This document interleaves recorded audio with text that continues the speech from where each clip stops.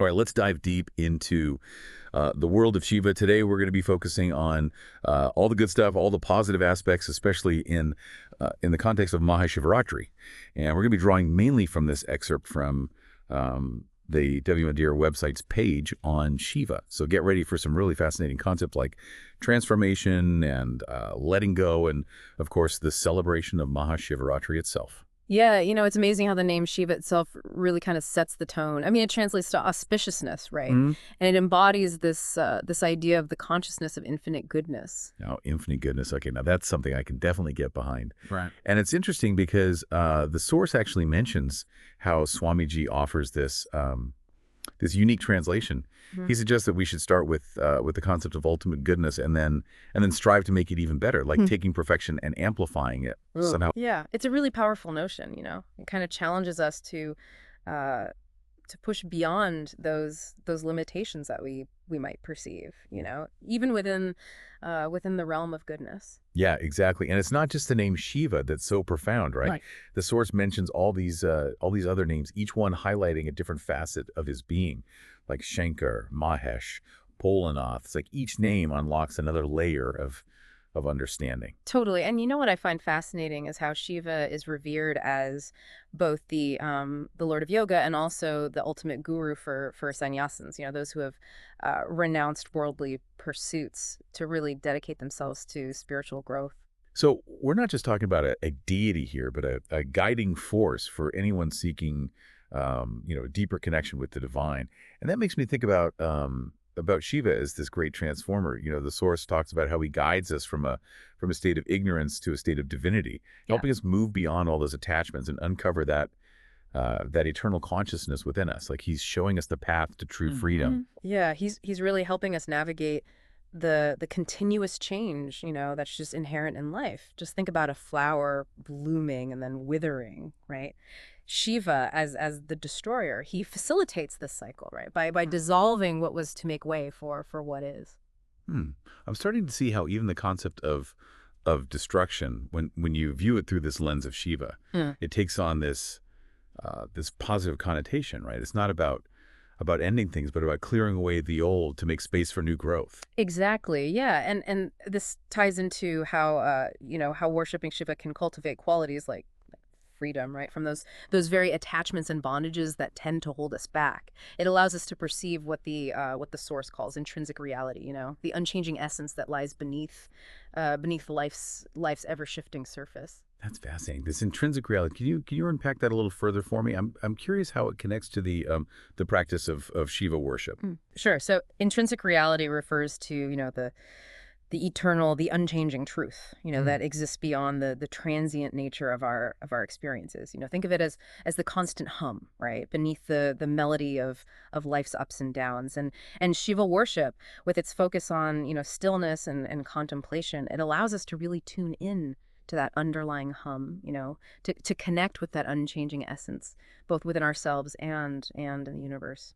That sounds incredibly liberating, to find that sense of peace and stability amidst all the chaos of life. Precisely. Yeah, it's about recognizing the eternal within, right, and acting from that place of understanding. And this brings us to a truly captivating celebration, Maha Shivaratri. Maha Shivaratri. The source really paints such a vivid picture of this all-night celebration dedicated to Lord Shiva, and it takes place on the night of the last lunar day of Mach, which usually falls in January or February, right? Yeah, that's right. And the Devi Mandir website, it describes the atmosphere as electric, with devotees gathering for this immersive experience of chanting, devotional singing and dancing and the offering of holy prasad.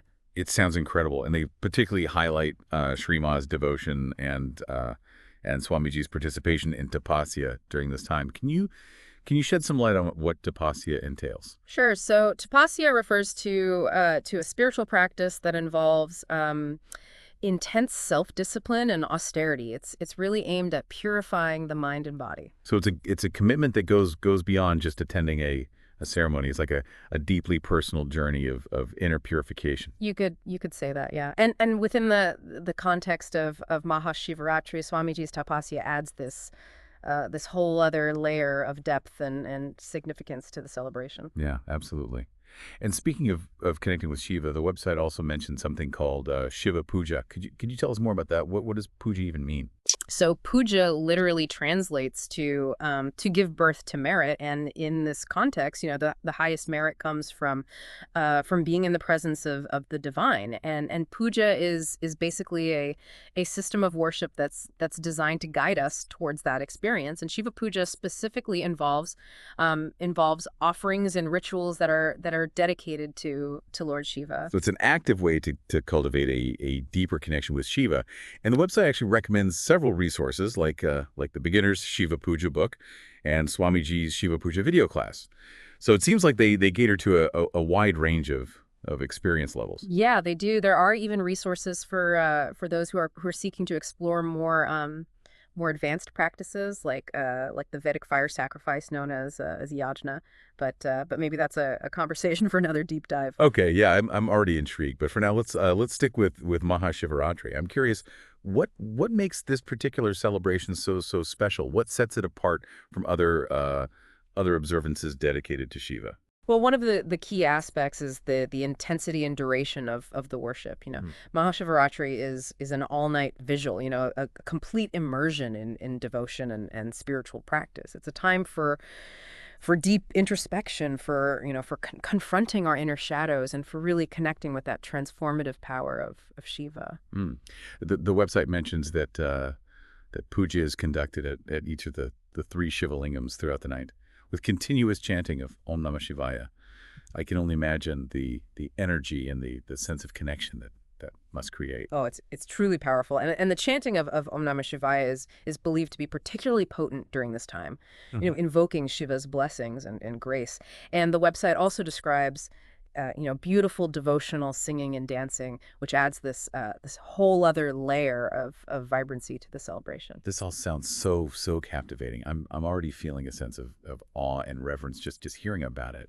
Yeah, it's truly special. And for those who are unable to attend in person, the Devi Mandir actually offers a live stream of the entire celebration. So people from all over the world can participate virtually. That's wonderful. It makes this profound experience accessible to everyone. Yeah. But even for those who can't participate in a ceremony or watch the live stream, there must be ways to connect with the essence of Maha Shivaratri on a more personal level, right? Oh, absolutely. You can create a sacred space at home, engage in meditation or chanting, or simply just reflect on the concepts of transformation and auspiciousness that are so central to this celebration. It's really about finding a way to connect with that inner Shiva, regardless of your external circumstances. Yeah, that's beautiful. And this reminds me of something else the source mentioned. Shiva as the Lord of Sankalpa, the power of will. It's like by aligning ourselves with Shiva's energy, we tap into our own inner strength and resolve.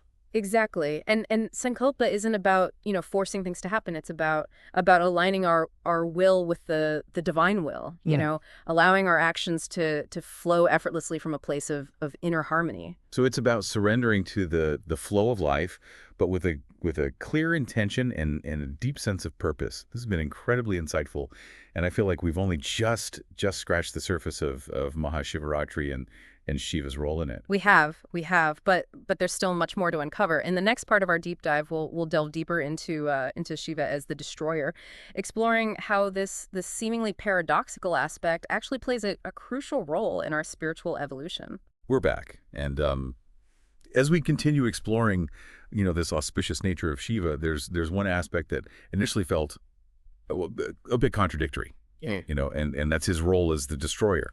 It is interesting how that title can kind of evoke feelings of unease or even fear, right? But when we really look deeper, destruction, in this context isn't really about annihilation, right? It's more about transformation. Shiva as the destroyer acts more like a sculptor, right? Carefully chiseling away, imperfections, those limitations that kind of keep us bound to suffering. So it's not about destroying us, but rather dismantling those obstacles, those things that prevent us from reaching our full potential, right? Oh. It's like tearing down an old crumbling building to make space for a beautiful new structure. Yeah, a perfect analogy. Remember, Shiva represents change, and embracing change often requires, letting go of what no longer serves us. He helps us, shed outdated beliefs, habits, attachments that prevent us from experiencing true freedom and bliss. It's like, decluttering your hum. Hmm. Initially, it can feel overwhelming, but once you let go of all the unnecessary stuff, Yeah. you feel lighter, more spacious. Could this be what we're talking about on a spiritual level? Precisely. Yeah, Shiva as the destroyer helps us declutter our inner world, right? Clearing out that mental and emotional baggage that weighs us down. This raises an interesting question. How do we actually, actively participate in this process? Do we simply wait for Shiva to do the heavy lifting? Well, while we acknowledge Shiva's grace and guidance, we also have an active role to play in this transformative process. Remember, Shiva is the Lord of Yoga, and through practices like meditation, self-reflection, and ethical living, we can consciously participate in dismantling those inner barriers. It's like a collaborative effort. We're working in tandem with Shiva, right? He provides the guidance, the cosmic support, and we engage in the inner work needed to break down those limiting patterns. Exactly. And that inner work often involves facing, our fears, insecurities, attachments to things that are impermanent. It can be challenging, but ultimately it leads to incredible liberation. Hmm. That makes sense. I'm curious, how does this concept of destruction connect to the celebration of Maha Shivaratri? Huh. Is there a link there? Absolutely. Maha Shivaratri being an all-night vigil provides this perfect setting for introspection and self-reflection. It's a time to confront our inner shadows and acknowledge what we need to let go of, to move forward on our spiritual path.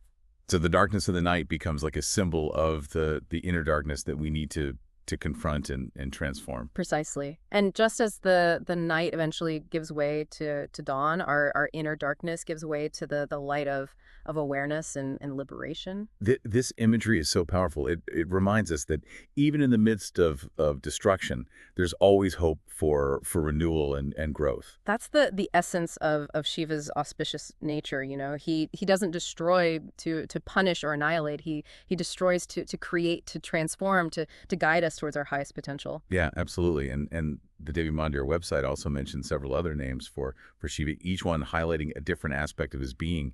And I'm curious to learn more about them. Sure. So one of the names mentioned is Shankar, which means giver of joy or benefactor, and this name emphasizes Shiva's compassionate nature and his desire to alleviate suffering and bestow blessings. So even as the destroyer, Shiva ultimately remains a force for good, a Yeah. source of joy and liberation. Precisely. Another name mentioned is Mahesh, meaning great lord, and this highlights Shiva's supreme power and authority, as the ultimate source of creation, preservation, and destruction. So he's not just a benevolent deity, but a cosmic force governing the entire universe. Exactly. And then we have Bolanath, which means, simple lord or innocent lord. And this name emphasizes Shiva's accessibility and willingness to grant boons to his devotees, regardless of their background. Oh wow, that's comforting to know. That even with all his power and grandeur, Shiva remains approachable and compassionate. It suggests that spiritual growth is attainable for everyone, regardless of where they are on their journey. Absolutely. And there are many other names for Shiva, each, offering a unique lens through which to view his multifaceted nature. And exploring these names can really deepen our understanding and connection with this, profound deity. Now, speaking of connection, the website mentions Shiva Puja.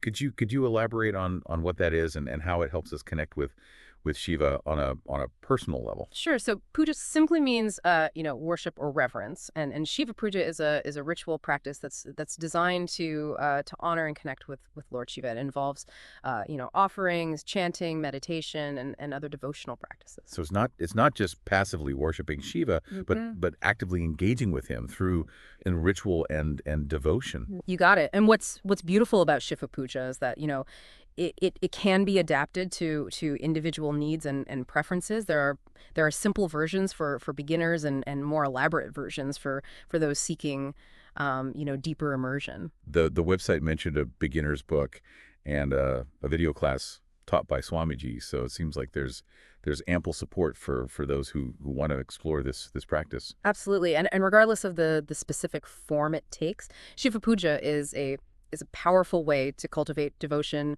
gratitude, and a deeper connection with the divine. We've covered a lot of ground in this segment. Shiva as the destroyer, the meaning behind his various names, and even the practice of Shiva Puja. But I'd like to circle back to the concept of auspiciousness.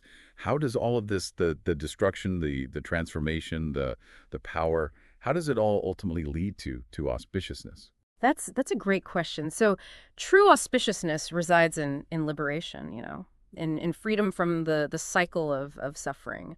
And Shiva, in all his aspects guides us towards that liberation. So even the seemingly negative aspects like destruction are ultimately working towards a positive outcome. Think of a caterpillar undergoing metamorphosis. The process may appear chaotic and destructive, but it ultimately leads to the emergence of a beautiful butterfly. And in this analogy, Shiva is both the catalyst for the transformation and the guiding force that helps us navigate the process. Exactly. He's the cosmic gardener tending to our souls, Yeah. pruning away the dead branches and nurturing the seeds of our highest potential. That's the true essence of Shiva's auspicious nature. This has been an incredibly insightful exploration of Shiva's multifaceted nature. We've delved into these paradoxical aspects of destruction and auspiciousness, the significance of his various names, and even touched upon the practice of Shiva Puja. But there's still more to uncover. As we move into the final part of our deep dive, we'll explore Shiva's role as the Lord of Yoga, and how we can cultivate his qualities within ourselves to experience that transformative power of his grace. Welcome back. We've explored Shiva as the transformer, the destroyer, even uncovered the meanings behind his many names.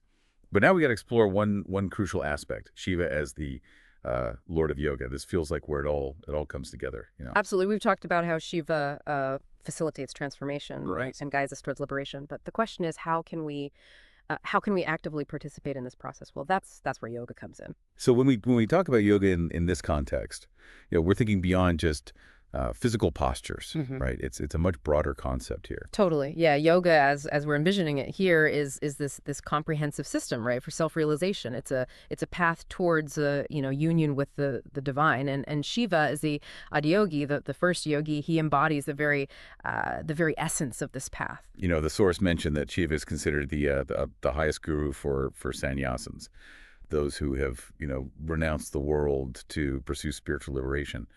What does that tell us about the kind of yoga that Shiva embodies? Well, it's just a yoga that transcends the external, right? A yoga of inner renunciation. It's about detaching from the material world and cultivating this deep connection with the eternal self. So it's not about physically withdrawing from society, right?